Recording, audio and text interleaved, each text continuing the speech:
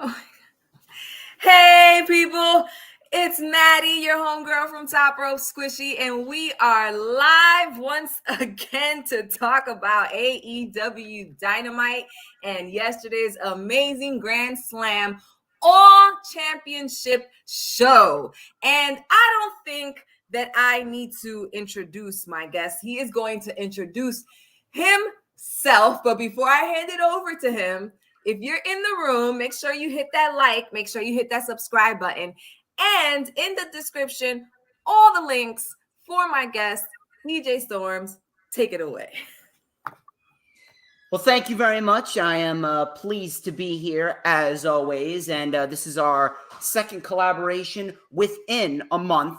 And I'm very happy to be live here on the Top Rope Squishy channel. But it is not official until we officially get down to business with the greatest intro out of anyone in the internet wrestling community. So just give me one solitary second. Just got to make sure my throat is up to code because I was screaming a lot last night. But regardless.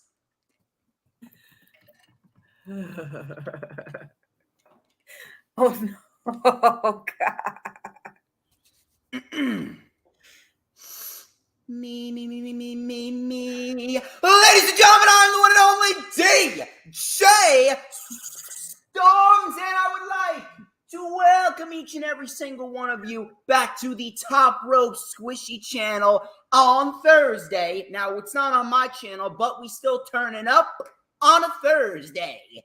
Now, for those of you that do not know who I am, well, I go by many names, and they call me Mr. Controversy and the operator of the best damn Twitter handle known.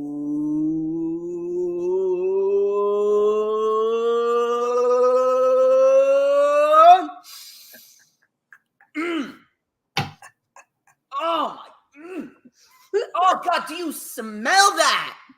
Oh, God, that is tasty. You know what that is right there? You know what that is? That right there is the smell of pure excellence. Wait for it. Wait for it.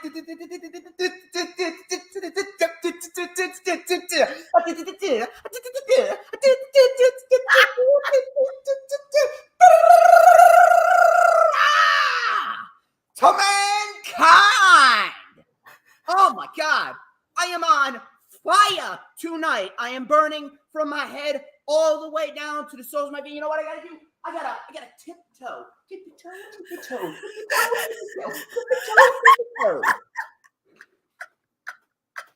I'm feeling it. I'm feeling it tonight. How are you, Squish? Oh my God. I don't know that you've ever gotten up and done the dance before. That's actually the second time I've done it. I've done it on my channel once before. I figured I'd bring it out here. Hilarious. That's Thank you. Thank you for that intro. No one like DJ Storms. If y'all didn't know, DJ Storms had the great opportunity of being at Arthur Ashe yesterday and experiencing this all championship show in person. I gave yesterday's show a 10. I think it was excellent.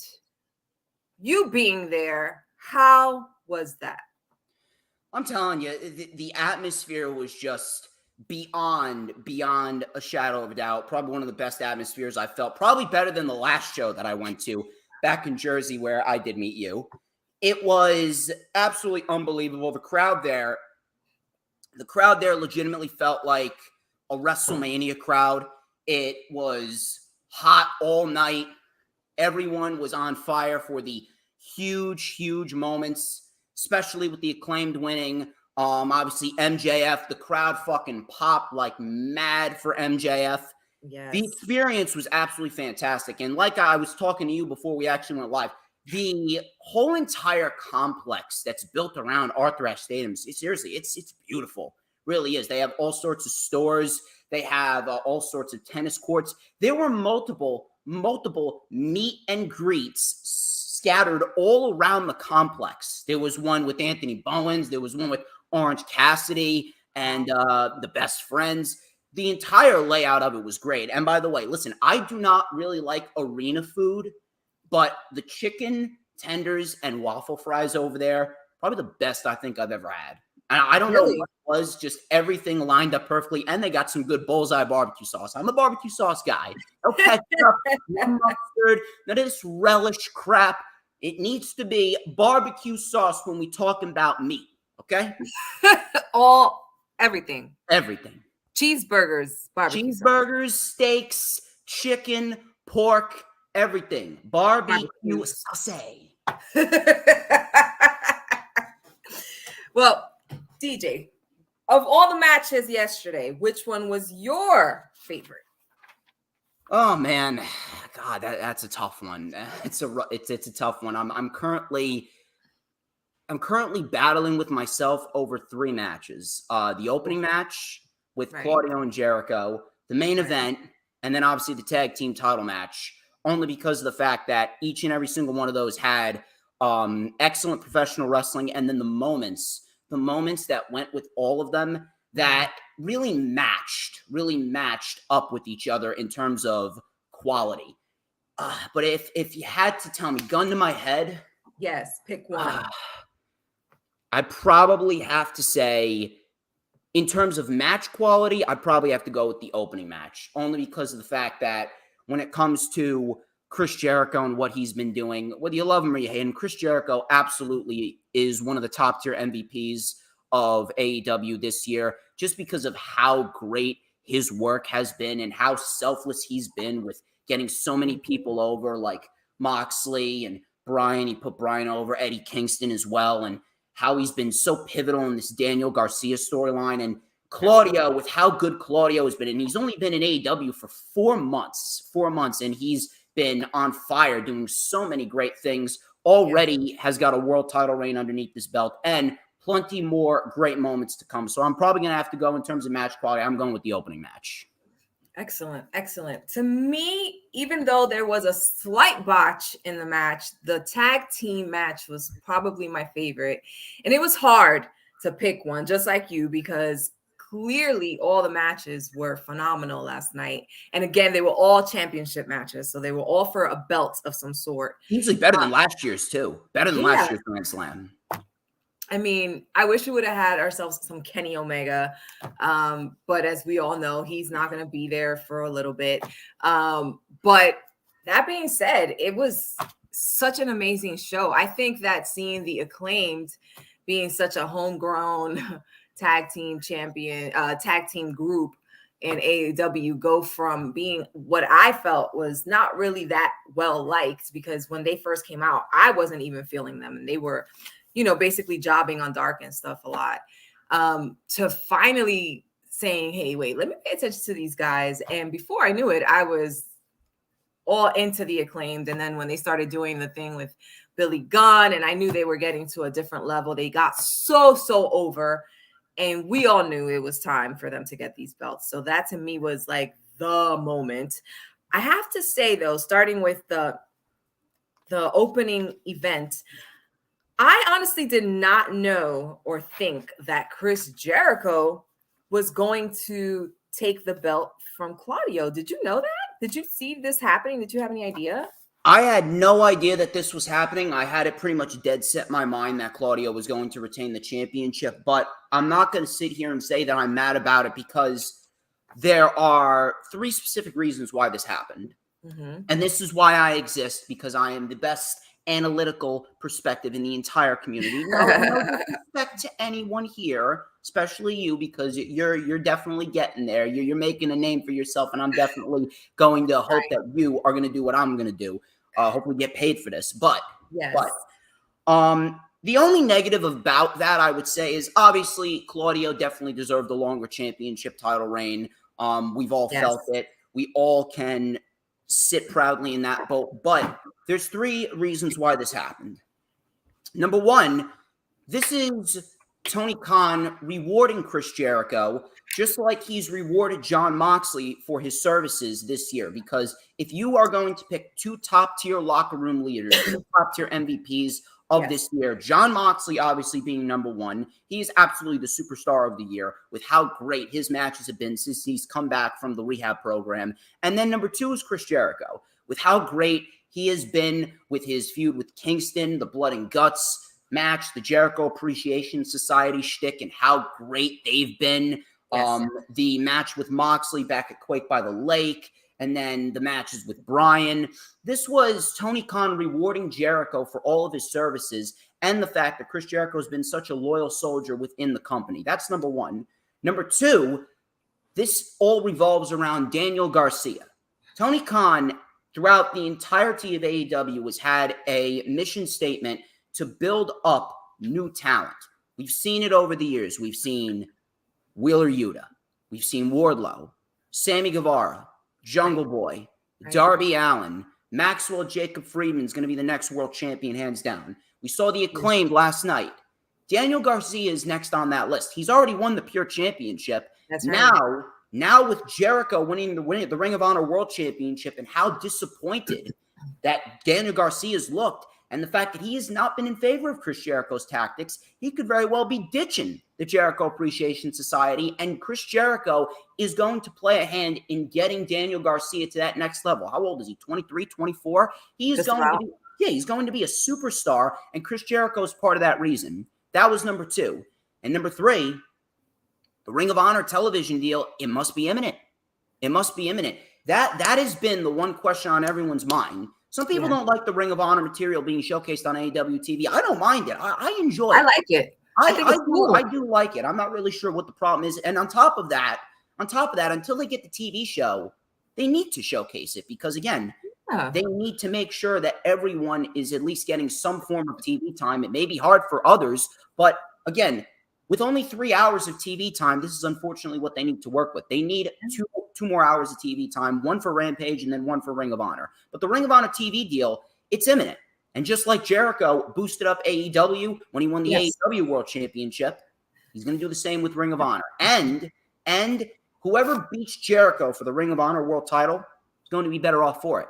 Match was excellent.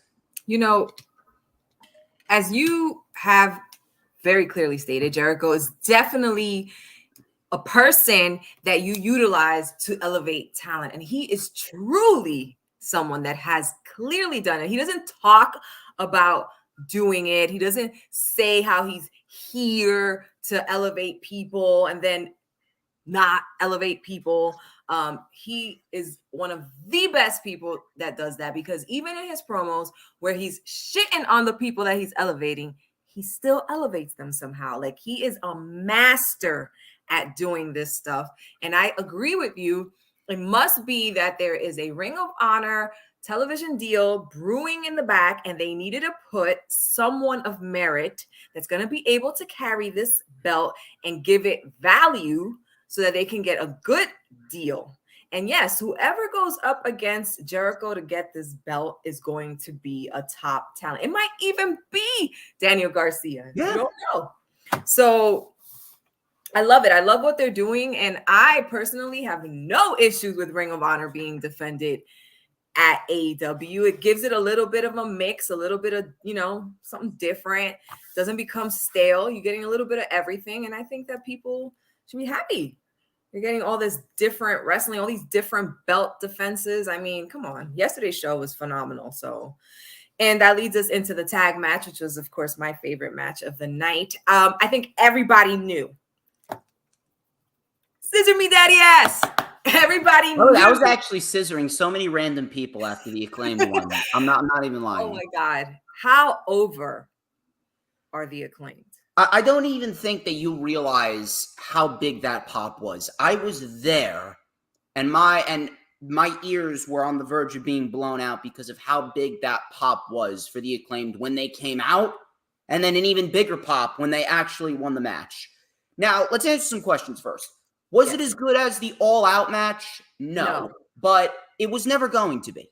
It was never going to be. You see, matches like that Matches like that are never, and I'm telling you this, they're rarely done by design. Some matches like that just happen.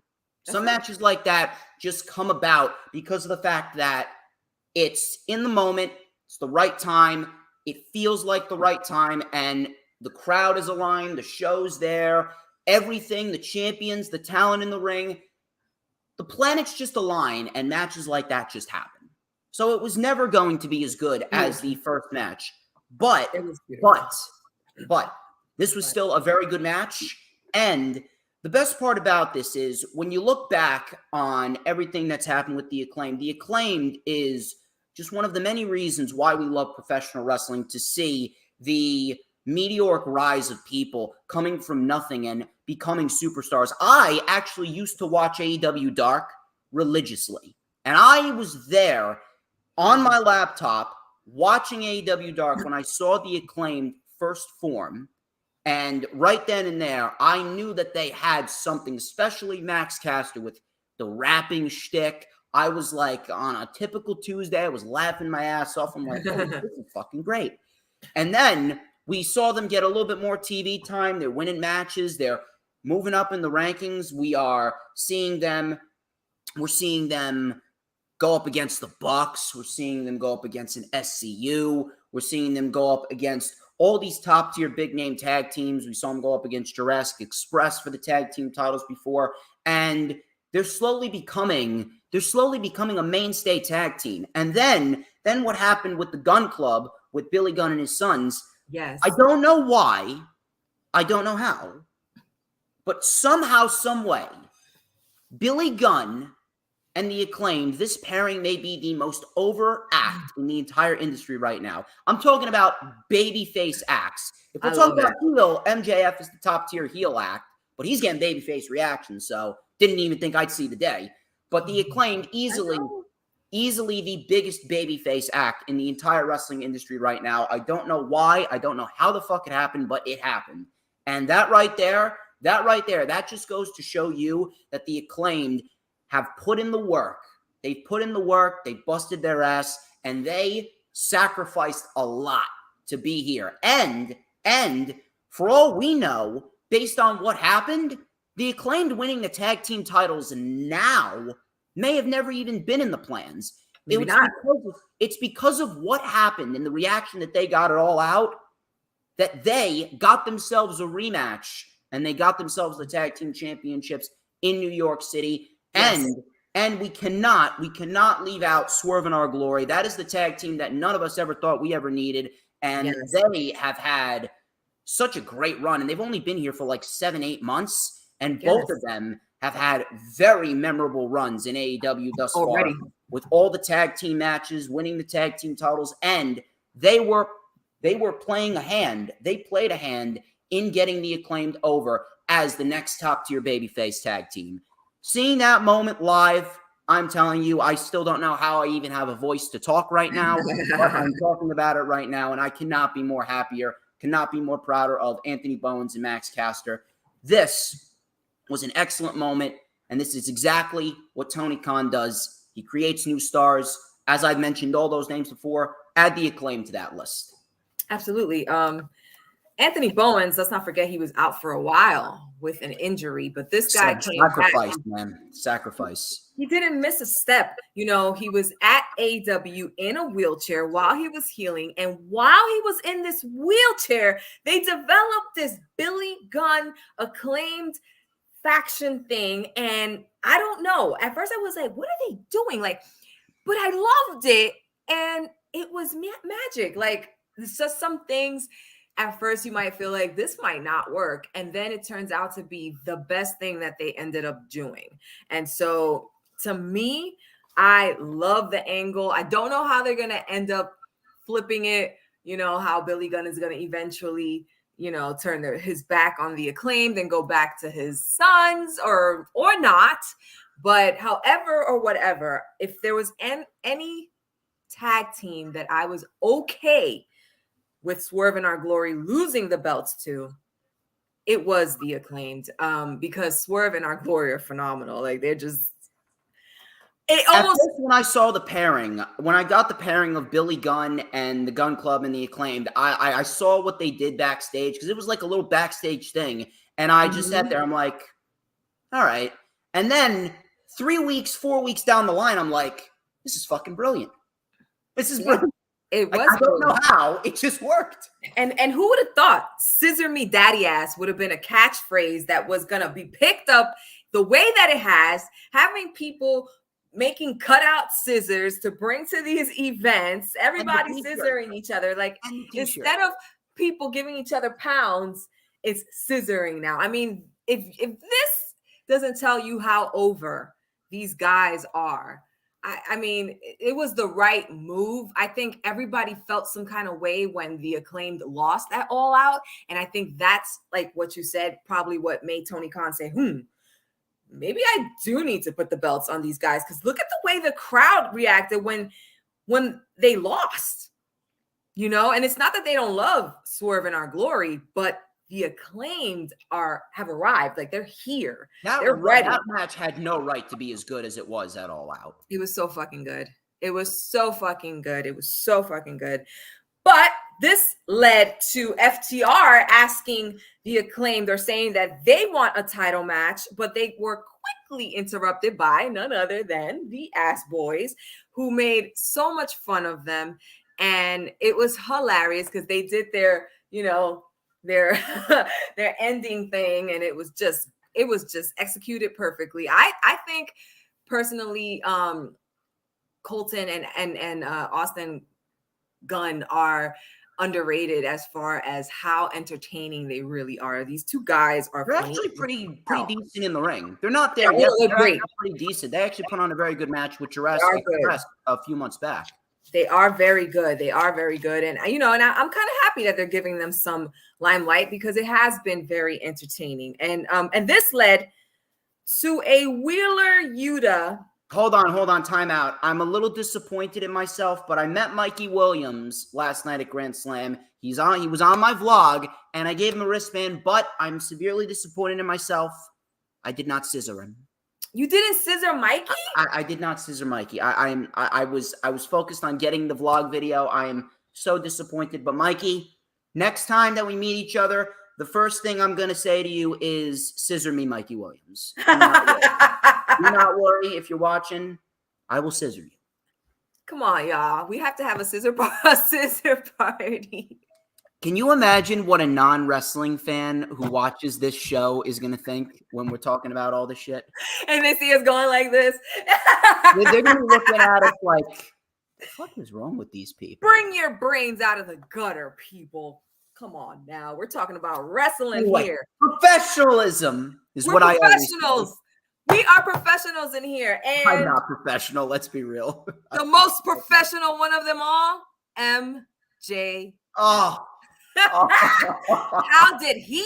Now, before you say anything, from home, the pop that MJF is getting, and it ain't heel heat anymore.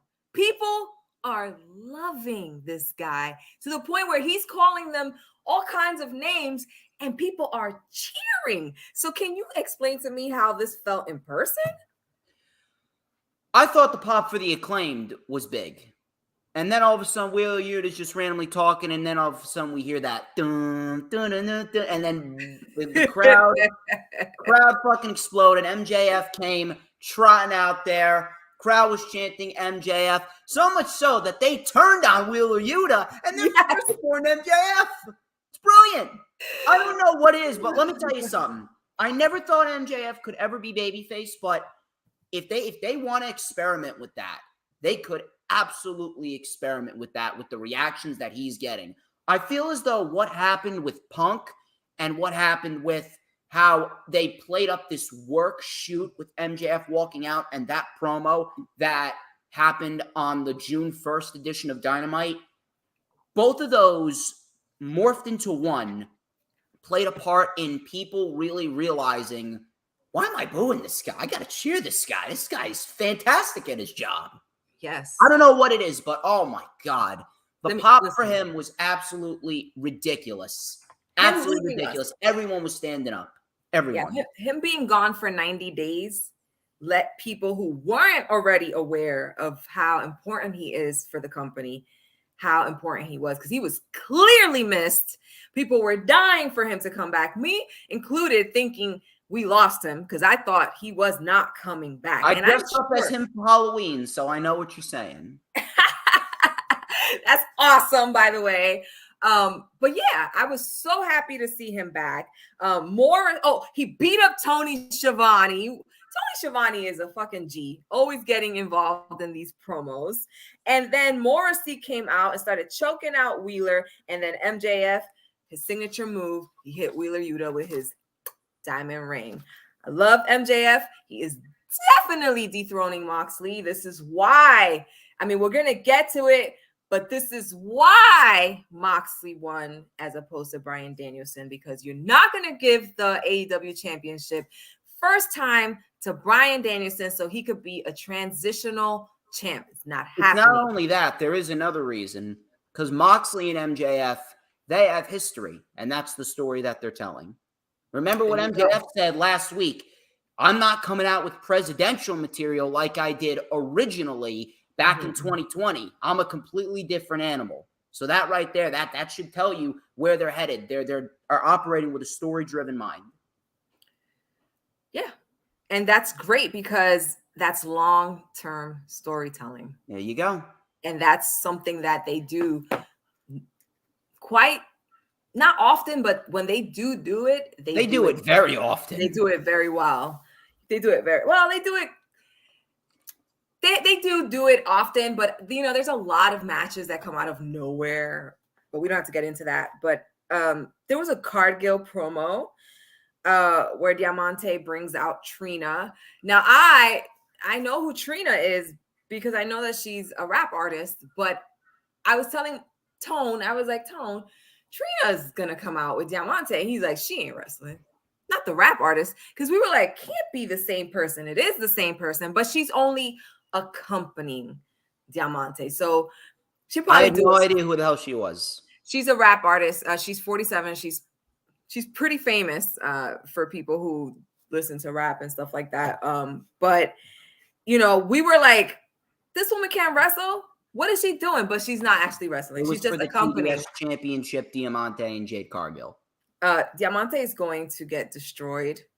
She's just gonna get destroyed. That championship, since it's not going to Statlander, it should go to Hayter, or it's going to Hayter. It's easily going to Hayter. Yeah, so that's I didn't have much to say about the promo. It was short, it was sweet, but the next match was Pac versus Orange Cassidy for the All Atlantic Championship, where Pac ends up cheating to win.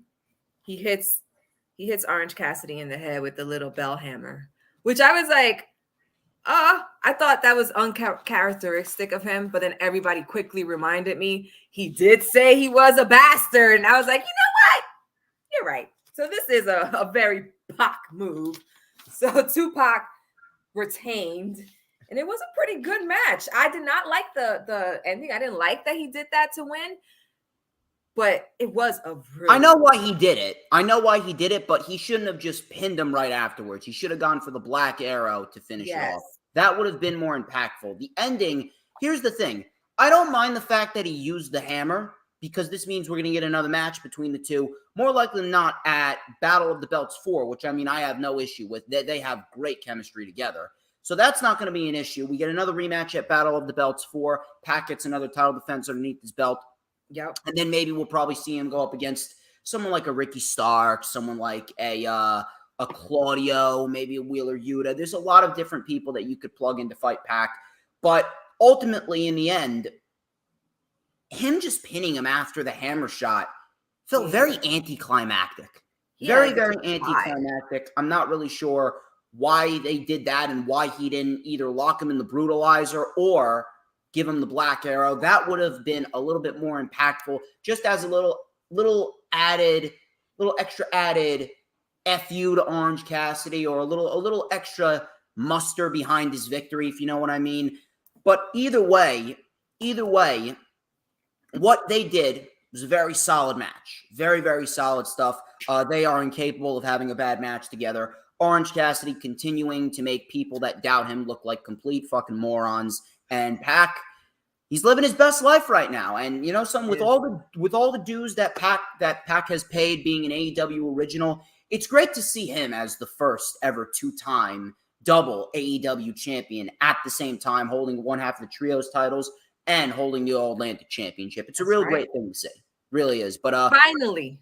Yeah, I don't mind him using the hammer. I mind that that's how they ended it. Right. If he would have done that hammer and then done another move, like you said. I mean, it ain't Thor's hammer, so it can't be that devastating. It was this big. It was that big. It was this big. It was tiny. That's what she said. Yeah, I mean, you set me up. You set me up, so I had to. I'm just letting you know. We're rated PG. I'm joking. I'm joking. No, I'm not. This show's for mature audiences only. I'm rated TVMA. Do not bring your kids to watch my show. All right. At least when I'm on. Ever. Never bring your kids to watch this show. Hide the wife, hide the children. It's going to be a little adultish. All right. So. Adultish. So I'm wearing my Thunder Rosa shirt. Of course. So that should tell you all you need to know, people. Because, I'm just wearing sad that my girl. I got my sunglasses on, so I'm in DJ Storm's mode. You are in DJ Storm's mode. I am just sad that my girl is not here defending her belt. Don't know what's going to happen with her when she gets back. However, we did have a 4-way AEW Women's Interim Championship match with the current interim champion, Toni Storm, going up against Athena, going up against Deep, and going up against Baker, who apparently, whenever there's a 4-way match, has the tendency to get her nose fucked up. And sure enough, this match was pretty cool. I think with Athena and probably Serena Deeb dominating for most of the match. Athena is a very strong individual. I did not expect that from her. I don't think I've ever seen her do anything like that, even when she was in WWE. She's always been my girl. I'm a big advocate for Athena. Big advocate for Athena. I've said it numerous amounts of times that she should have been multi-time women's champion over in WWE. She got fucked over so badly over there. So it's a great thing seeing her here in AEW, showing everyone just how good she is. She popped the crowd. She popped the crowd with that. I did not expect that. And she got both women over her head. She did. That was very, very impressive. So props to Athena. Yeah, all 4 women worked their ass off in this match. This was a very, very good women's fatal 4-way with the right outcome as well. And Britt Baker, obviously, she is paying for her sins, paying for her tendencies to act like a, if I can say it for lack of a better term, a cunt backstage. She is paying for her sins because she needs to get her attitude in check backstage. She's been taking the pinfalls, which is a very, very good thing to see. She is now putting over other women. She's put over Ruby. She's put over Toni. She's put over Baker. Very, very, very good to see her getting the pinfall here. And Toni Storm, I expected her to retain. Absolutely no reason why they were going to take the title off of Toni Storm, because they are building towards Toni Storm and Thunder Rosa once Thunder Rosa inevitably gets back. Yes. And all 4 women, they had their opportunities to shine. This was very fun. All 4 women did very well, and that's pretty much all we could ask for. And we got the right outcome. Afterwards, Jamie Hayter, obviously, she is still temporarily aligned with Baker for now, but this is Makes not no sense. Well, this is not This is why they did this. Remember what they did with MJF and Wardlow and how slow of a build that was? Yes. This is exactly what they're doing. I don't want to say it's exactly like MJF and Wardlow, but I'm getting MJF and Wardlow vibes from Jamie Hayter and Britt Baker, because we all knew that MJF was the main star of that duo. He was the guy that they were pushing, the cocky, arrogant prick. But in the back, we knew that MJF was kind of mistreating Wardlow, and Wardlow was starting to get sick and tired of it. This is the beginning of Jamie Hayter getting sick and tired of Britt. They may have been reconciled for now, but something else is going to happen down the line that's inevitably going to trigger Jamie Hayter again. Like, what the fuck are you doing? I gave you a second chance, and now you're over here fucking me over yet again. What are you doing? So, yeah. Something like that's going to happen. Something like that's going to happen, which will inevitably lead to Britt Baker and Jamie Hayter fighting one-on-one. Then we will, just like we got with Wardlow, he beat MJF, and then we got Wardlow winning the TNT Championship. Jamie Hayter should beat Britt Baker, and we should get Jamie Hayter going and fighting for the TBS Championship, and she should be the one to take down Jade Cargill. So here's the thing. Okay. I agree 100% with that. I don't agree that it should be a long, slow burn, because Jamie Hayter is kind of hot right now, and Jade's run is starting to fizzle. This is the right time to do it for Full Gear. And a slow burn between her and Baker is going to prolong Jade's reign, which is going to make it stale. And I don't think it should end on a stale note. I think it should end on a high note and have Hayter, while the crowd is for her, fuck you, Baker, and go and get this belt. I do want her to take it, since my homegirl Statlander is injured and cannot. Oh, no, it will be at Full Gear. That match between Britt and Hayter, it will be at Full Gear. As long as you agree that it should be at Full Gear, we're on the same page. Now, it's going to be a slow build because we still got 2 months. If y'all didn't see the match yesterday, Britt Baker, she landed very badly. So what happened was Athena was showing everybody how strong she was, and she had Baker on her back, and she had Deeb in the front, and she tossed Deeb over. But when she went back, Baker, which was sideways, kind of went down with her head down as she was coming down. So she took the full weight of that landing on her head and her face. And of course, she was gushing blood. And this is why Mr. DJ Storm says she's getting what she deserves. Now, we had a surprise appearance, formerly known as Paige in WWE. I'm probably going to chop her name. So DJ, can you tell me how you say it? Soraya? I'm always you know what's funny? Before I say it, first of all, you said it correctly. And secondly, it's so weird because in real life, I always butcher all types of words, but when it comes to wrestling, I'm always the guy that people go to pronounce names or wrestling moves in pro wrestling correctly. There you go. Is that irony? No. I don't know. It has to be. People trust that you know what you're talking about. It's ridiculous. But anyway. This is a big deal. And this should result in Tony Khan inevitably really vamping up the women's division a little bit more. Now, there's a couple reasons why it hasn't been what it needs to be, obviously because of the fact that, they only have 3 hours of TV time and all that.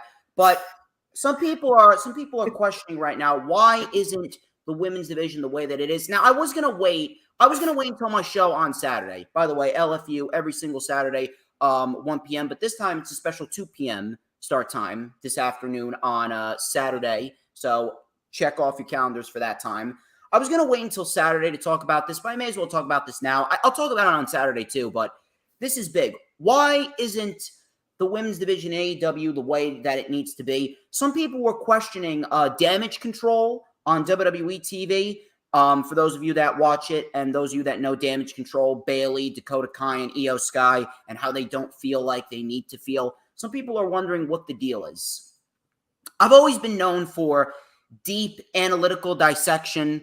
I call myself Mr. Controversy because obviously there's going to be some controversial takes.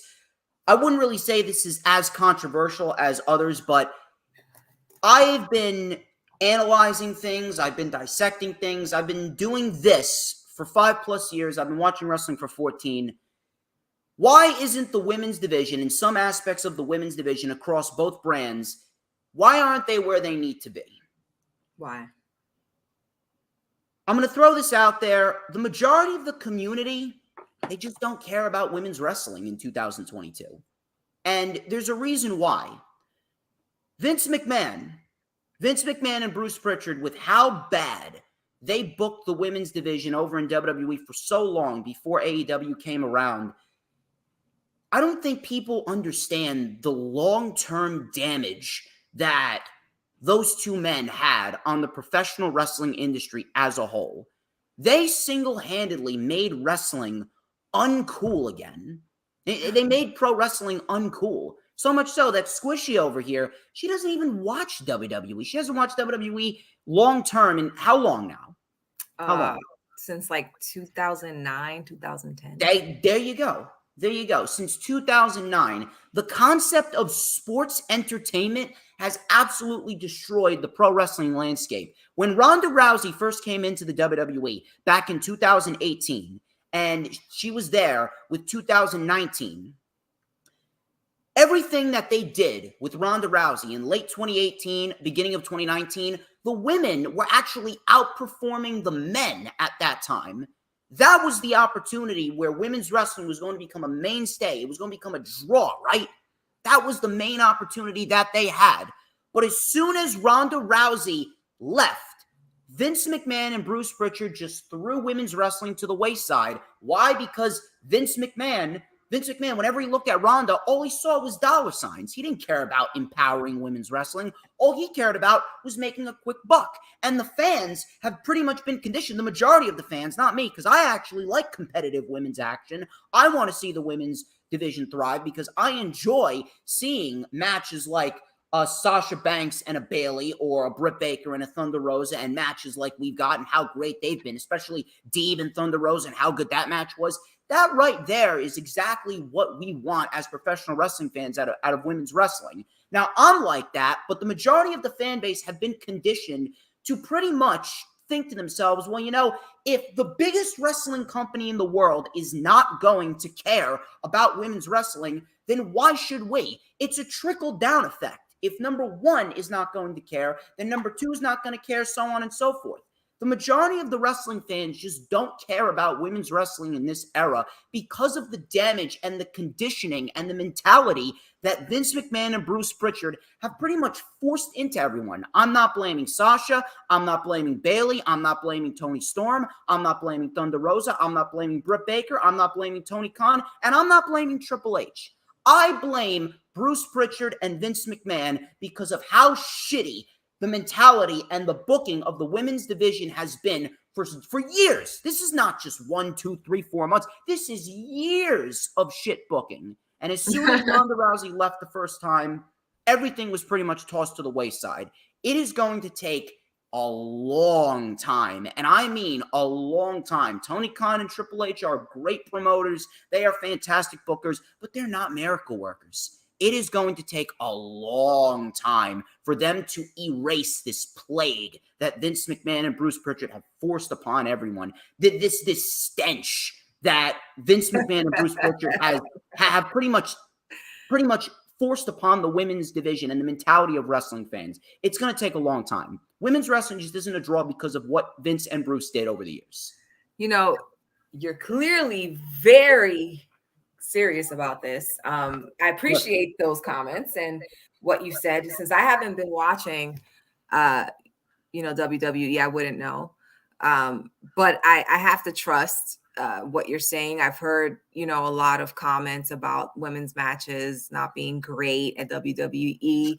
And, it sucks because I have seen some phenomenal women wrestlers and I've seen what they can do. And especially like if you go to the indies, like they really let loose there. And that's one of the places where you can really see these women go. It's where I saw Willow Nightingale for the first time. It's where I saw Masha Slamovic for the first time. I mean, you see these women on TV, but you really don't understand the stuff that they can really bring you. So I can appreciate AEW trying, but I agree with you. We have a long way to go. And And there's been some great women's action. Don't get me wrong. No, seriously, but look at the matches that we have gotten over the last several years across WWE and AEW. Yes, Bianca Belair and Becky, they're doing great stuff. We've had Sasha Banks doing great stuff with Naomi, and then Britt Baker, Thunder Rosa, and Jamie Hayter and Toni Storm. We've had some great women's action, but the stench is just, it's so prominent. It's like fucking skunk smell. I mean, so hard to get rid of. We're just getting there, we're just getting there now. I think I got back into wrestling at the right time for women's wrestling. It was a women's match that brought me back. It was a Chris Statlander match that brought me back into wrestling. She was on TV and I was shocked at what she was doing. And I had never seen women wrestling like that before. It was always in lingerie and it was always little stupid moves, nothing impressive. They weren't really considered wrestling. I don't mind that, but not on my wrestling TV. Not in the wrestling thing. Like, you want to see wrestlers. And so she put me in a certain place where I felt like things are changing, and they are. And we're still evolving. And I'm just happy that I get to see the evolving happening as it's happening. So it's awesome. And Anika, let me tell you something. I've actually spoken to Willow. We interviewed her, myself and Trey from We Love Wrestling. So we spoke to her before she got to AEW. So she is so super nice. Also Layla Grace. So make sure you check that out as well. Sting and Darby Allin dropped a video. They have a match happening on Friday. I know that you saw Rampage. You're not going to give away any spoilers. No. Is it worth watching? I would say about 4 or 5 of the matches. There's like 8 matches on the fucking show. Ridiculous. Yes. 4 or 5 of the matches are definitely worth watching. The no DQ match, definitely worth watching. Sammy and Eddie Kingston, very much worth watching. The Battle Royal, I will say this. The right man won the Battle Royal, but I'm not going to say who. But the right man did don't say win. nothing. I'm not going to say who. I didn't say who. I just said the right man did. Okay. Jungle Boy and Ray Phoenix, they really put a lot into their match. So props to those two. You'll be able to see that as well. And then I believe it was Hobbs and Starks that main evented the show in a lights out unsanctioned match. Woo! I can't wait. I can't wait for tomorrow night. I am so excited to see it. Hobbs and Starks, phenomenal wrestlers. I'm so happy they're getting all this light and all this shine. I was super sad that they didn't remain a tag, but if they couldn't be together, having this feud against each other, which is elevating them both, is really good for me as well. Which brings us to the main event. We had none other than John freaking Moxley, who should have definitely been top 10 in the PWI 500. Anyway, versus Bryan Danielson, the American Dragon. I 100,000% had Bryan Danielson winning. I was shocked that he didn't, but I understood why at the end. It's an MJF angle. It makes total sense. You don't want to give Bryan Danielson a short run. This man needs a long championship reign because he's going to bring you some phenomenal matches as a champ. But before he gets the belt, there is somebody else in line, and rightfully so. None other than the biggest fucking heel. He's better than you, and you know it, MJF. So this match live. Talk me through it. Tell me how it was. How was the crowd popping for this? I know people were paying attention to MJF, even though he was just sitting up there. His facial expressions were fucking fantastic. The entire time, I was like legitimately in my seat. I was just laughing my ass off. He's just going, phenomenal. He knows how to be a prick. Absolutely fantastic. Brilliant. So, yes. Excellent main event. Went about 21 minutes. Excellent stuff. I also had Bryan winning, but I can understand why Moxley won, and I am not mad about that at all. He has been rewarded for all of his services, just like Jericho was rewarded for his services. Very much so. I greatly appreciate that. And Moxley and Bryan absolutely tore the house down. This was actually better than their match at Revolution. Really? Great stuff. Really great stuff right here. Moxley had so much to give here, as did Brian. And both these two, they went in there and they did exactly what they were bred to do, and that is professionally wrestle. I was a little scared with that Death Rider on the ramp. By the way, the ramp was great. Electronic street with taxis and all that. Really fun stuff right there. Really good stuff. But in the end, it was indeed Jon Moxley that came out victorious. Yes. I have no problem with that. I kind of expected Moxley, but I wanted Brian, but I expected Moxley because you got to reward Jon Moxley for the services that he's done this year. Jon Moxley and Bryan Danielson being the two top-tier locker room leaders that they are. They, fighting over the world championship, made everyone backstage feel at ease with who's leading the company now and who's the top-tier locker room leader, so much so that they've had a very laid-back environment, which is a great thing to see. Exactly what we need out of All Elite Wrestling. And Jon Moxley and MJF, that tells the best story, and MJF is looking to get his win back from all the way back when they fought during the pandemic. Some long-term storytelling right here. It's a great thing to see.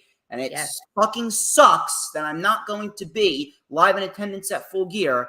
But if you are, Squishy, you better take some videos, and you better bring a fucking DJ Storms poster, because if you don't, I'm going to be pissed off. But I'm going to be carrying a whole poster that says DJ Storms. You better, okay? So this is going to be a great thing to see. MJF and his rise, this is the hottest that MJF's ever been. Yes. Now, MJF's always been hot throughout his entire career, but this is the hottest that MJF has ever been, and this is easily the best work of Jon Moxley's career. You take a look at all the matches that he's put on. It is absolutely ridiculous. Jon Moxley will go down as one of the greatest of all time. And listen, I know that there's a lot of people that are going to debate me on this, but I don't care. Jon Moxley was the best member out of the Shield. He was absolutely the best member out of the Shield. Put some respect on the Wild thing. Period. And that's what Tone said. Mox been holding it down since the pandemic. Put some respect on his individual. He's not DJ Storm's level, but he's a smart individual. Oh. No one's DJ Storm's level. Just letting you know. Listen, I was like shocked as fuck that Danielson didn't win, and at the same time, I was still happy because I love Moxley. I think he has done phenomenal things, and I know I've been using phenomenal tonight so much, but that's how I felt about yesterday's show. Since he's been champ, how many times already? Every time Tony Khan has needed someone to fill the void, he's gone to Moxley because he knows that Moxley can do it. An absolute trooper. In-ring character, okay? He is the heart and soul of the division. He said it. He's proving it. And when you are a locker room leader, you don't need to walk around saying, I'm a locker room leader. I'm a leader. You know, that's something that people say about you. Anyway, that was dynamite, but that doesn't mean that the show is over. No, because there is a part that DJ Storms has yet to experience on my show thus far. And there is no way that you are going to leave without getting a couple of the hot seat questions. So, I told you this was coming. What you got for me, Squish? Are you good? You ready? I'm ready. Oh, I'm ready. There's 4 questions with a bonus. Okay. The bonus I've been asking people, it's a repeat question because I'm kind of curious to see how different people respond to it. But let's get started. You ready? Yes. Here we go. Would you rather wear wet underwear all day for a whole month or have stinky pits for 2 whole weeks?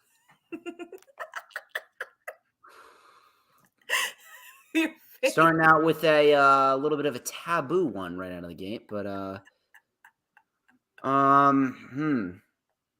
neither of them sound flattering. I don't know.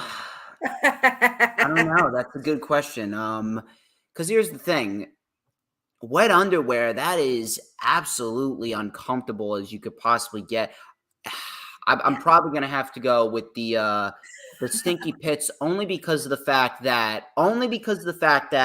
what I do for a job, I need to sit down in a chair, and I don't want to be sitting down in a wet chair for 8 hours for a whole week. I'm sorry.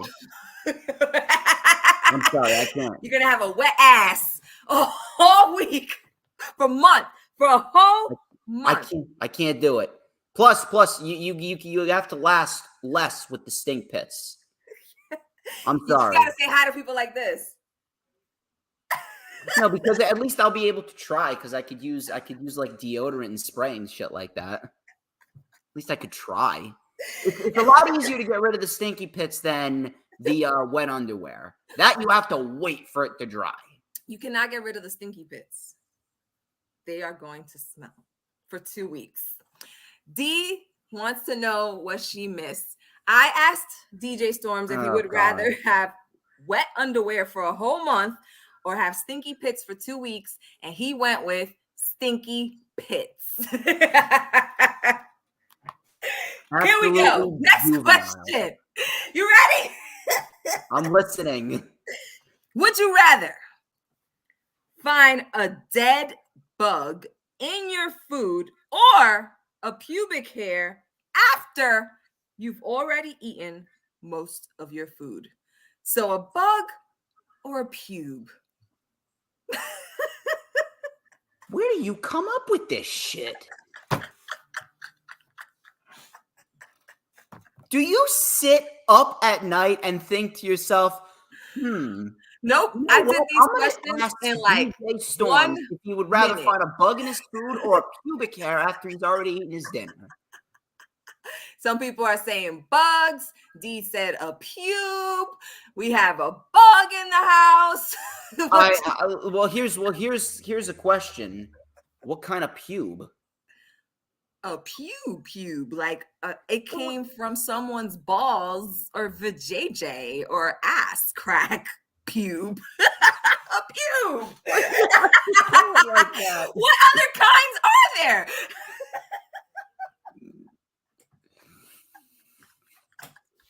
Why did I agree to do this? Fuck.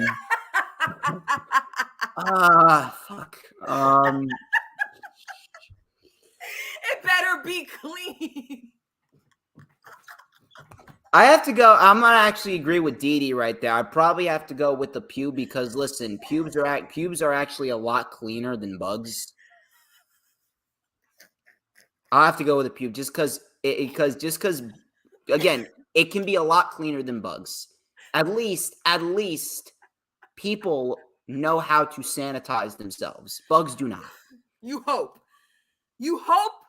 the person whose pube this maybe I'm giving humankind too much of the benefit of the doubt there, but just give me the next question, you absolute goon.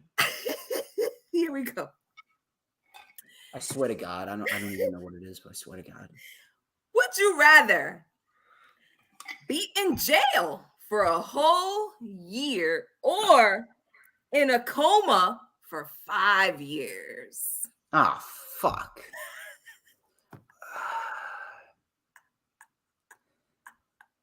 I'd probably have to go with jail only because of the fact that at least I'm conscious and at least I can live my life somewhat. No neck bone tone. Get out of the chat. Get out of here. Get out of here. Everybody's saying jail. Jail for 100. You'd be dead by then, D. Jail. I don't know about jail, y'all. I don't think I'll survive jail. You see, I'll just make everyone laugh so that way everyone likes me. You know, that scissor me thing takes on a whole nother meaning for women jails. So go there.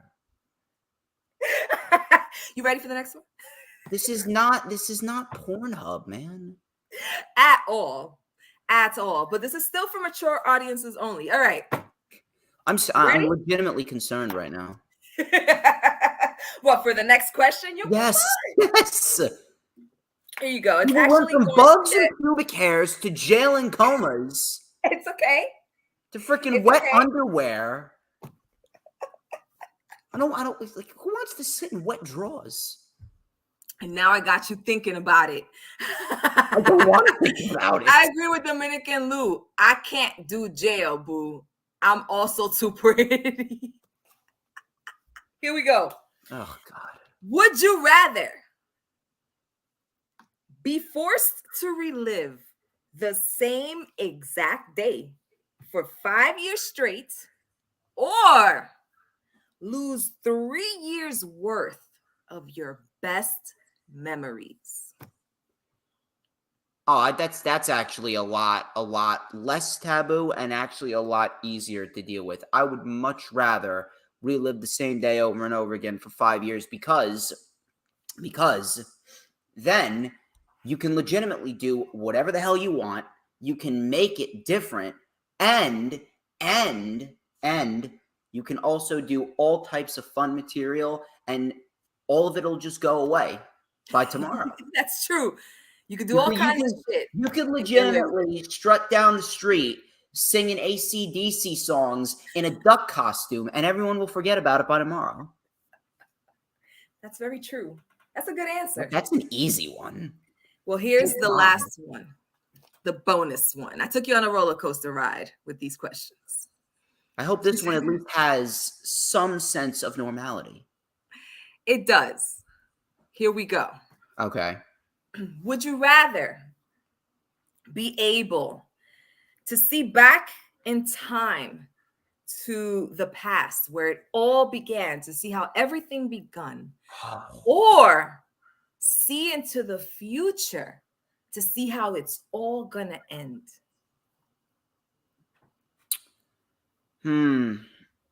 That's definitely a good question.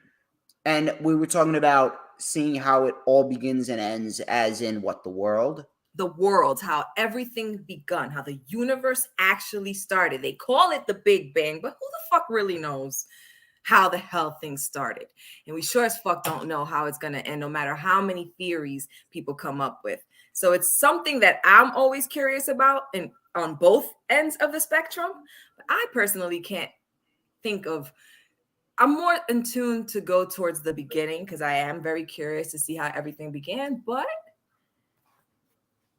people have given me different answers, so I'm curious. I mean, yeah, that's definitely a good question. I mean, obviously, I am definitely curious to see, how the world actually began, because that right there, it's always something that's been debated over and over again by scientist after scientist, philosophers, and all types of other people in between.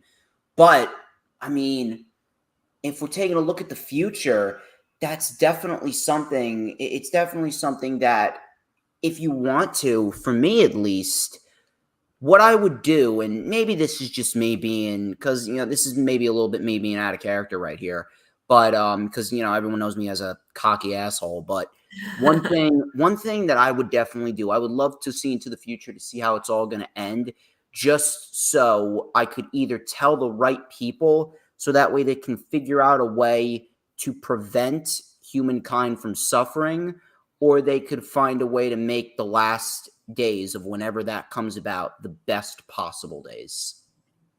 That's awesome. That's So a yeah, pretty I'd have to go with the future one. The future.